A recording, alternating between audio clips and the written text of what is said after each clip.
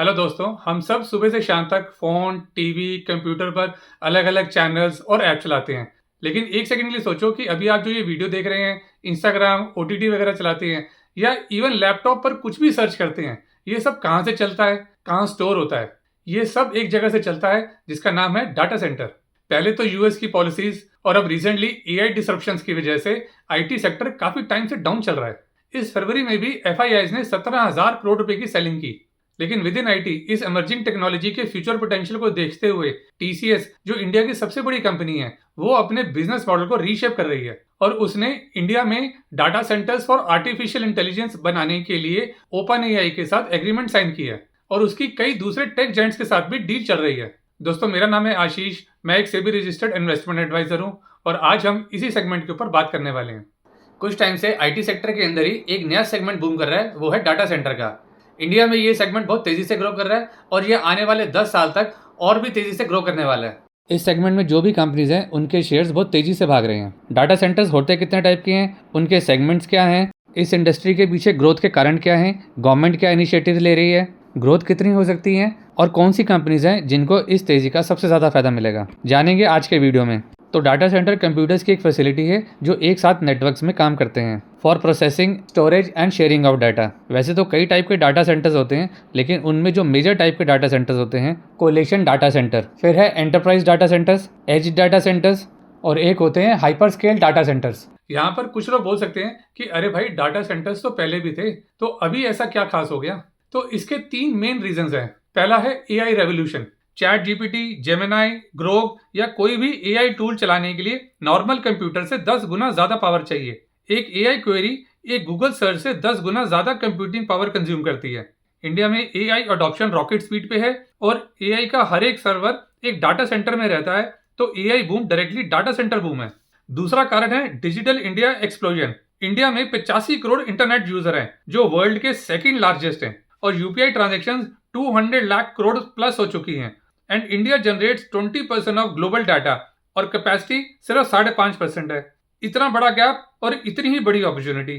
तीसरा कारण है गवर्नमेंट का पुश और ये सबसे इंपॉर्टेंट रीजन है। फाइनेंस मिनिस्टर निर्मला सीतारमण ने 2026 के बजट में 21 साल का टैक्स हॉलिडे अनाउंस किया।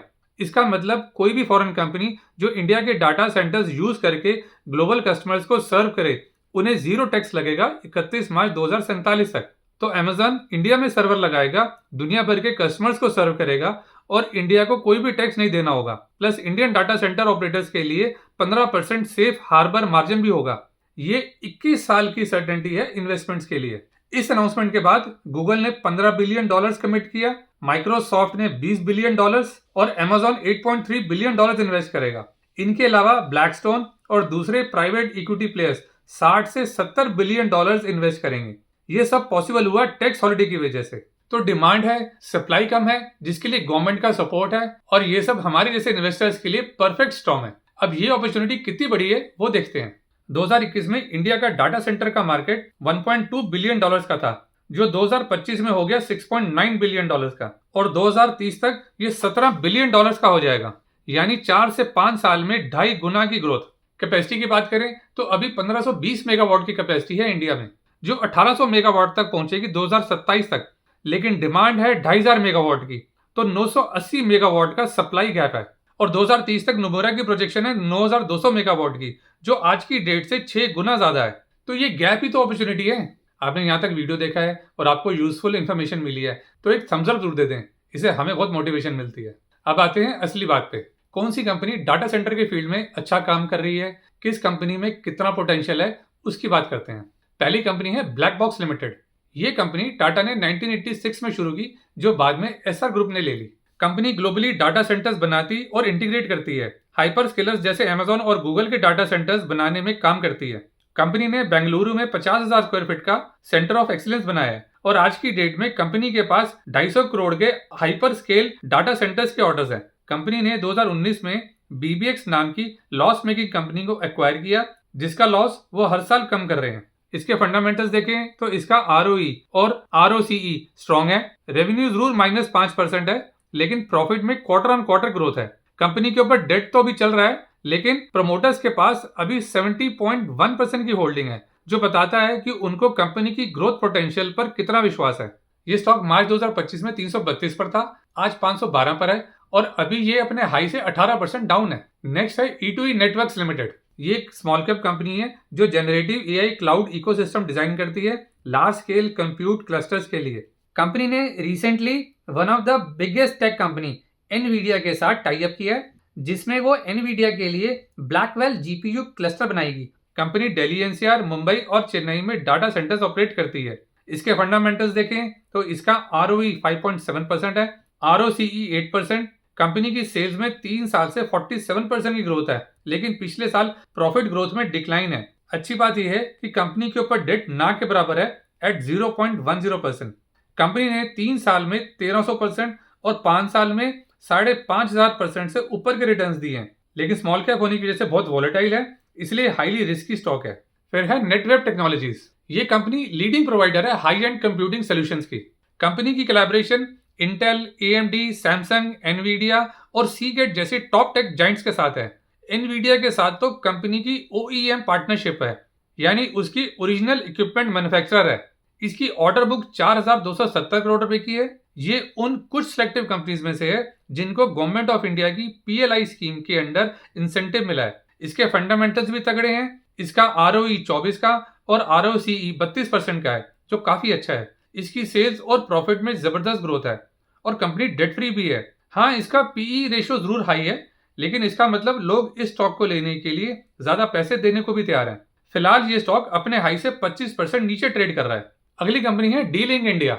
ये small cap company data centres में लगने वाले स्विचेस और राउटर सप्लाई करती है। इसका ROE, ROCE, PE रेशियो सब फेवरेबल है। ऊपर से कंपनी डेट फ्री है और 53% का हेल्दी डिविडेंड भी देती है। कंपनी की सेल्स और प्रॉफिट में ईयर ऑन ईयर ग्रोथ है। कंपनी में प्रमोटर्स की होल्डिंग 51% की है। इसका स्टॉक 396 पर ट्रेड कर रहा है और ये अपने हाई से 32% डिस्काउंट पर मिल रहा है। नेक्स्ट है Techno Electric and Engineering Limited. ये पावर EPC कंपनी है जो ट्रांसमिशन और स्मार्ट मीटरिंग के बिजनेस में है और डेटा सेंटर्स के फील्ड में एक्सपेंड कर रही है। कंपनी 40 मेगावाट के हाइपर स्केल और एज डाटा सेंटर्स बना रही है चेन्नई और कोलकाता में। कंपनी के पास 10,000 करोड़ रुपए के ऑर्डर्स हैं। फंडामेंटल्स देखें तो इसका ROE 12 का और ROCE 16% का है। इसका PE रेशियो अपने इंडस्ट्री से ज्यादा है। इसकी सेल्स और प्रॉफिट में ईयर ऑन ईयर ग्रोथ है।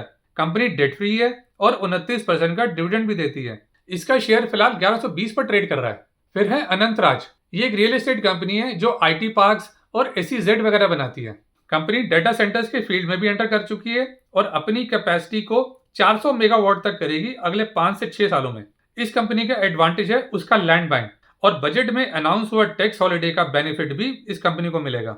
इसके फंडामेंटल्स भी ठीक ठाक हैं। इसका ROE और ROCE 11% का है। इसका रेवेन्यू बहुत तगड़ा है और प्रॉफिट में 5 साल से 74% CAGR की ग्रोथ है। स्टॉक अभी 490 के आसपास ट्रेड कर रहा है और मोतीलाल ओसवाल ने इसमें बाई की रेटिंग के साथ 663 के टारगेट दिए हैं। अगली कंपनी इंडिया की सबसे बड़ी IT कंपनी है। कंपनी अपने बिजनेस मॉडल को नई शेप दे रही है और उसने 2025 में हाइपर वर्ल्ड लॉन्च किया 200 मेगावाट का डाटा सेंटर के लिए टेक जायंट AMD के साथ मिलकर। और जस्ट रिसेंटली कंपनी ने OpenAI के साथ भी एग्रीमेंट कर लिया है और AI फर्स्ट स्ट्रेटेजी को अपनाते हुए कंपनी ने 2,17,000 एसोसिएट्स को एडवांस्ड AI स्किल्स में ट्रेन किया है। इस 10 लाख करोड़ की कंपनी के फंडामेंटल तो सारे ही ठीक हैं। स्टॉक अभी 52 वीक लो पर ट्रेड कर रहा है। इस स्टॉक में रिटर्न्स पाने के लिए आपका लॉन्ग टर्म नजरिया होना चाहिए। इस सेगमेंट के स्टॉक्स में इन्वेस्ट करने के क्या रिस्क होते हैं वो भी देखना जरूरी है, जैसे बिजली की cost, high capex, global slowdown और टेक ऑब्सोलीसेंस। कई बार पॉलिसी चेंज के रिस्क भी होते हैं और कुछ स्टॉक की वैल्यूएशन भी हाई हो सकती है। इसलिए गोल्डन रूल हमेशा याद रखो कि किसी भी एक स्टॉक में ज्यादा लमसम अमाउंट इन्वेस्ट नहीं करना है। पोर्टफोलियो को डाइवर्सिफाई करने के लिए 3-4 स्टॉक्स में थोड़ा थोड़ा करके डालना है, स्टॉप लॉस लगाना है और परफॉर्मेंस को ट्रैक करना है। अब आपके बेनिफिट के लिए सारे स्टॉक्स को एक साथ दिखा देता हूं ताकि उनका कंपैरिजन आसान हो जाए और इसको फ्यूचर रेफरेंस के लिए भी सेव कर लो। ध्यान रहे, यहाँ हमारी कोई बाय और सेल की रिकमेंडेशन नहीं है, इसलिए अगर आप किसी भी स्टॉक में कोई पोजीशन लेते हैं तो अपने रजिस्टर्ड फाइनेंशियल एडवाइजर से जरूर कंसल्ट कर लें। तो बस आज की वीडियो में इतना ही। इस इन्फॉर्मेटिव वीडियो को ज़्यादा से ज़्यादा लाइक करें और अपने फैमिली और फ्रेंड्स के साथ भी जरूर शेयर करें। मिलते हैं फिर अगले वीडियो में। Thanks for watching.